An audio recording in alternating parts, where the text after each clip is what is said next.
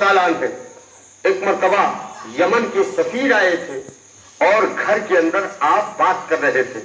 آپ کے بیٹے حضرت عبداللہ اندر آ گئے تو آپ نے فوراً ان کو باہر کیا اور کرنے کے بعد گیٹ پر بٹھا دیا. ارشاد فرمایا کہ کسی کو اندر مت آنے دینا، جب تک یہ سفیر رہے ان سے بات ہوتی رہے، کسی کو اندر مت آنے دینا.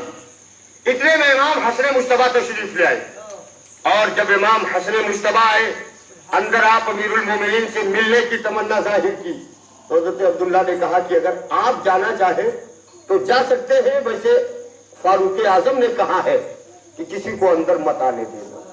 تو آپ امام حسن مجتبیٰ باہر واپس چلے جاتے ہیں، فرماتے ہیں چلو میں بعد میں ملاقات کر لوں گا. حضرت عمر فاروق اعظم نکلے. آپ نے حضرت عبداللہ سے پوچھا. حضرت عبداللہ نے حضرت امام حسن کی آمد کو بتایا. آپ تشریف لے کر امام حسن مجتبیٰ کے پاس اور جانے کے بعد فرمایا کہ آپ اندر کیوں نہیں آئے.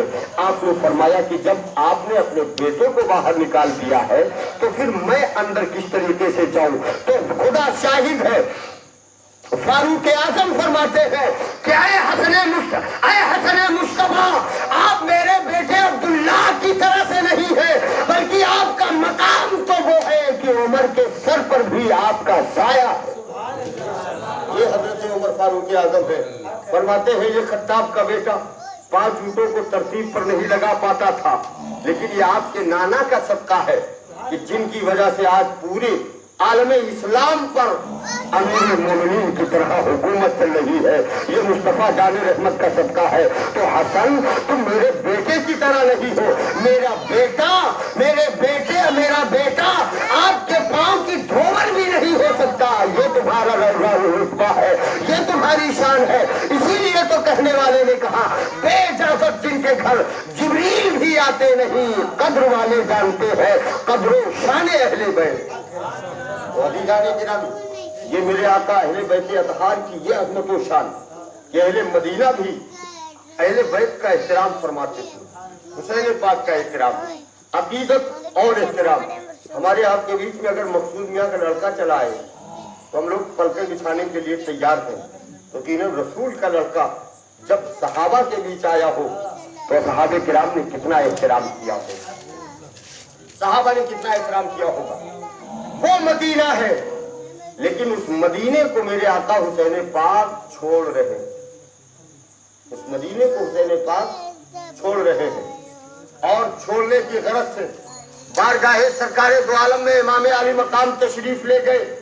اور جب امام کی بارگاہ میں، امام الانبیاء کی بارگاہ میں امام علی مقام تشریف لے گئے، جانے کے بعد ارشاد فرماتے ہیں جس کو شاعر نے چند لفظوں میں یہ بیان فرمایا کہ مزار مصطفیٰ پر شام ہوتے ہی امام آئے. مزار مصطفیٰ پر شام ہوتے ہی امام آئے. اجازت کی غرض سے آخری کرنے سلام آئے. کہاں رو کر سلام ہے سرور عالم، کہاں رو کر سلام ہے تاجدار عالم ان کا. سلام ہے سرور عالم، سلام ہے سرور ویشا. ذرا دیکھو تو چہرے سے اٹھا کر دامے گوشے داما، ذرا دیکھو تو چہرے سے اٹھا کر گوشے داما. حسین ابن علی پر تنگ ہے طیبہ کی اب گلیاں، حسین ابن علی پر تنگ ہے طیبہ کی اب گلیاں. یزیدی دور ہے، اسلام ہے سرکار خطرے میں. یزیدی دور ہے، اسلام ہے سرکار خطرے میں. نواسا آپ کا اس وقت ہے دشمن کے لڑکے میں. میرے آقا امام حسین روز پاک پیغمبر پہ آ کر کے اپنا استغاثہ پیش کرتے ہیں. یقیناً درد کتنا رہا ہوگا، آنکھوں میں آنسو کتنے رہے ہوں گے، دل اداس کتنا رہا ہوگا، آپ کو احساس کتنا رہا ہوگا، یہ فراقت کا، جدائی کا احساس آپ کو کتنا رہا ہوگا. میرے آقا امام حسین ہے اجازت طلب کرنے جاتے ہیں.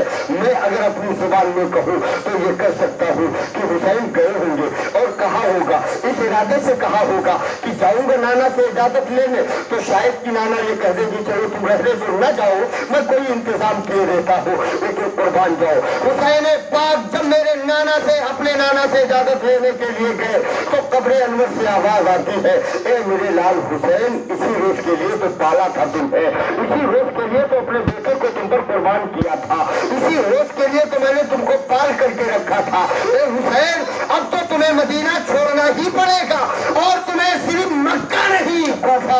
करबला तक जाना ही पड़ेगा। मेरे आका इमाम आली मकाम है, रोजे पाके अनवर से आगे बढ़ते हैं, रोजे पाके अनवर से इजाजत लेते हैं। मेरा नबी इरशाद फरमाता है, मेरे लाल हुसैन, कल मैं भी मक्का में पैदा हुआ था, बड़ी कदर मंजिलत थी मक्का में मेरी, लेकिन जब मैंने कलमे का ऐलानो इजहार कर दिया तो अहले मक्का ने मेरे ऊपर मक्का की गलियों को तंग कर दिया था। मुझे काबतुल्लाह को छोड़ना पड़ा, हजर असवद को छोड़ना पड़ा, हमें हकीम को छोड़ना पड़ा, हमें हरम को छोड़ना पड़ा, चाहे जमजम को छोड़ना पड़ा। तो बेटा मैंने भी अपने वतन को छोड़ा इस्लाम को फैलाने के लिए, तुम अपने वतन को छोड़ दो इस्लाम बचाने के। मेरे आका इमाम आली मकाम मैदाने करबला तक पहुंच रहे हैं, मदीना छोड़ करके मैदाने करबला तक जा रहे हैं।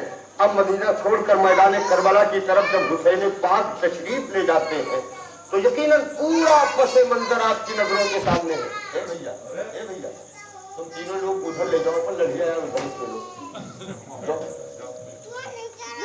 ये पसे मंजर आप सुने। जब मेरे आका इमाम मक्के से निकलने का इमाम ने इरादा फरमाया तो अजिल्ले असहाब ने रोका था कि आप हरगिज न जाए। यहां तक कि बार बार हर आपका वफादार जहां मिलता तो पैरों पे गिर पड़ता और कहता, सरकार आप बिल्कुल न जाओ। कूफा वाले आपके बाप के साथ उन्होंने वफा न किया, भाई के साथ वफा न किया, आपके साथ भी वो वफा नहीं। यहां तक कि